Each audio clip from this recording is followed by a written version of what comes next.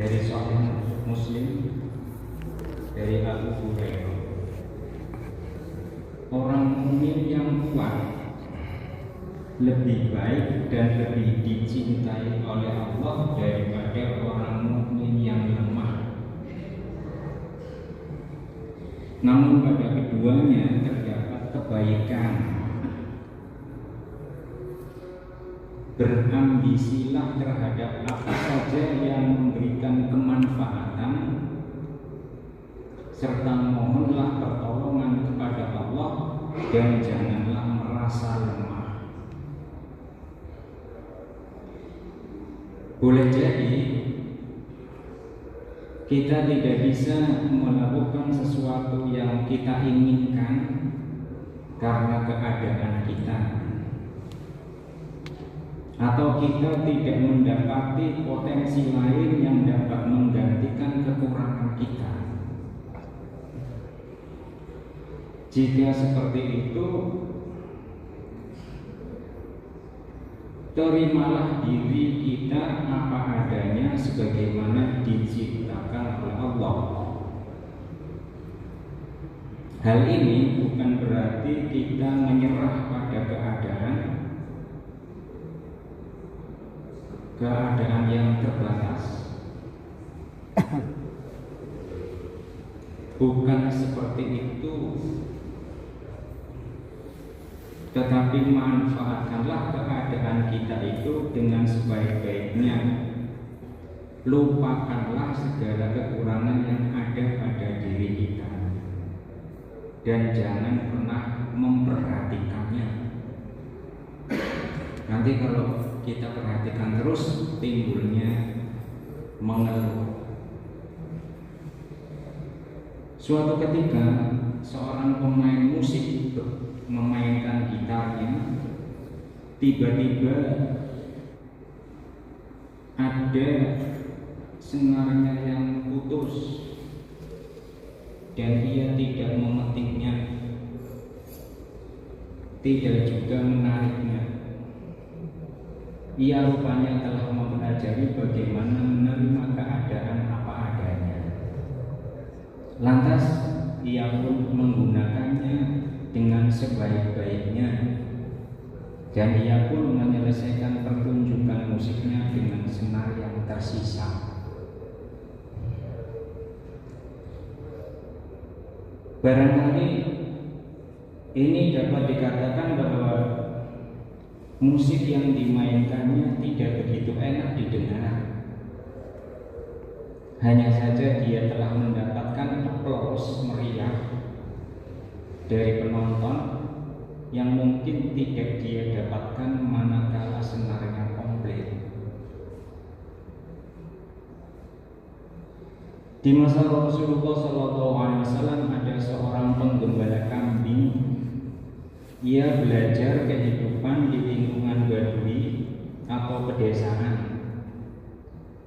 Ia memeluk Islam karena panggilan nuraninya tatkala ia menyaksikan mukjizat yang ada pada tangan Rasulullah SAW. Kalau di Jepang ada ahli ilmuwan masuk Islam itu karena gara-gara mentimun. Mentimun yang diberikan ketika Ramadan oleh seorang tua yang berada di pintu gerbang rumah karena dia penjaga rumah itu.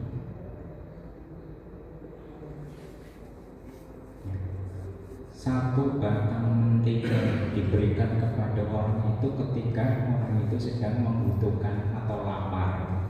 Lalu apa? Kenapa ya? Ketika saya lewat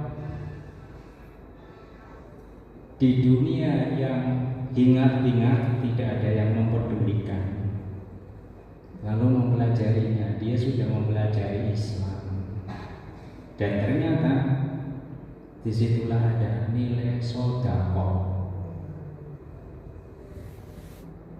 Nah,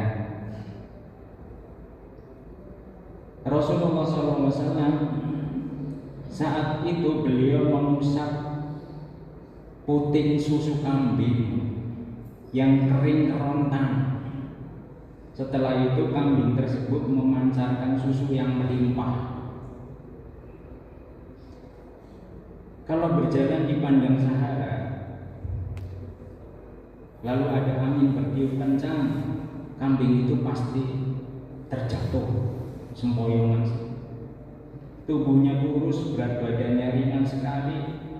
Orang yang sedang duduk seakan dapat menyamai tinggi tubuhnya saat dia berdiri. Ustaz Khalid Muhammad Khalid menuturkan dalam salah satu bukunya Rijal Haula Rasul, seakan mata kepala tidak dapat melihatnya tatkala ia berada di keramaian. Bahkan mungkin ketika ia akan agak jauh dari keramaian, ia tidak punya tempat atau kedudukan di antara orang-orang yang berharta, tidak juga memiliki fisik yang bagus seperti orang-orang lain. Bahkan ia pun tidak mempunyai kedudukan apa-apa di tengah masyarakatnya. Harta tidak punya, postur tubuh kurus kerempeng, kedudukan pun tidak ada. Dikisahkan bahwa dia memiliki 2 betis yang teramat kecil. Suatu ketika ia memanjat suatu pohon guna mengambil sebuah ranting pohon tersebut untuk Rasulullah. Namun ketika itu para sahabat menertawakan betisnya yang kelihatan amat kecil. Rasulullah pun bersabda yang artinya, apakah kalian menertawakan 2 betis Ibnu Mas'ud? Sungguh kedua betisnya itu lebih berat timbangannya di sisi Allah daripada gunung Uhud. Apakah harta benda menjadi kelebihan Ibnu Mas'ud? Apakah kedudukan, kekekalan tubuh atau kepandaian naik kuda menjadi kelebihannya? Dengan cara apa atau bagaimana Ibnu Mas'ud dapat membebaskan diri dari postur tubuhnya yang lemah dan kehidupan yang tak berpunya? Lihatlah ia tatkala bertemu untuk pertama kalinya dengan Rasulullah SAW, ia berkata, wahai Rasul, ajarilah aku Al-Quran, wahai Rasulullah. Kemudian Rasulullah bersabda yang artinya, engkau adalah seorang pemuda yang mau terus belajar. Lalu ia pun berkata pada dirinya sendiri, sebenarnya aku telah mempelajari dari lisan Rasulullah 70 surah. Dan ia pun menjadi orang yang dapat membaca Al-Quran dengan baik disertai pemahaman yang mendalam. Inilah rekomendasi dari Rasulullah SAW yang artinya, barang siapa ingin mendengarkan Al-Quran dengan baik seperti ketika diturunkan, hendaklah mendengarkannya dari Ibnu Ummi Abd atau Abdullah bin Mas'ud. Rasulullah juga bersabda, berpegang teguhlah dengan ucapan Ibnu Ummi Abd, Ibnu Mas'ud tersebut.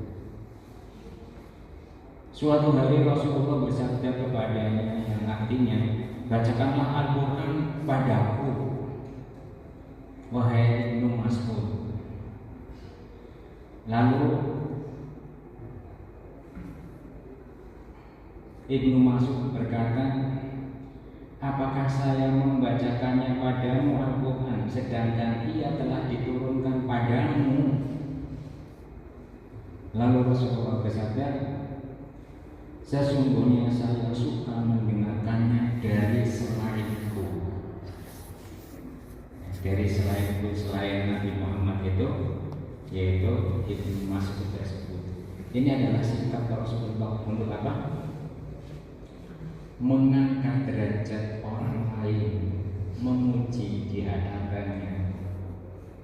Nah, di antara nasihat yang pernah beliau tuturkan, sungguh saya adalah orang yang paling benci pada seseorang yang diam saja, tidak mau melakukan sesuatu pun, baik untuk urusan dunianya ataupun untuk urusan akhiratnya. Oleh karena itu, hadirin rahimakumullah, marilah kita senantiasa untuk bisa menerima apa adanya yang ada pada diri kita, lalu kita kembalikan kepada Allah Subhanahu wa taala dalam bentuk rasa syukur kita untuk bisa melaksanakan perintahnya. Wallahu a'lam bishawab. Subhanallahumma wa bihamdika asyhadu an la ilaha illa anta astaghfiruka wa atubu ilaik. Assalamualaikum